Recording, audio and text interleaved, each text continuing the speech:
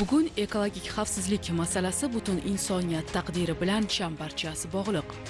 Ana shu mas'uliyatli jarayonda atrof muhit manfaatlarini himoya qilish, rivojlanish bilan tabiat o'rtasida muvozanatni ta'minlashda ekologik ekspertiza markazi tomonidan qabul qilinayotgan ekologik qarorlarning ilmiy asoslangan, xolis va shaffof bo'lishi har qachongidan ham muhim.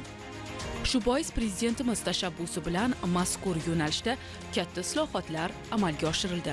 Qonunchilik bazasi bugungi ekologik vaziyatdan kelib chiqqan holda yangilandi. 2025-yil 24-fevralda ekologik ekspertiza atrof muhitga ta'sirini baholash va strategik ekologik baholash to'g'risida O'zbekiston Respublikasining qonuni qabul qilindi. Davlat rahbarimiz tomonidan bir qancha masalalar ekologiya yo'nalishi bo'yicha belgilab berildi. Hozirgi kunda Davlat ekologik ekspertiza markazida avvalambor qonunchilikda takomillashtirishdan ishlar boshlandi. Ya'ni ekspertiza to'g'risidagi qonuni butunlay takomillashtirilib, ekologik ekspertiza to'g'risidagi yangi qonun qabul qilindi.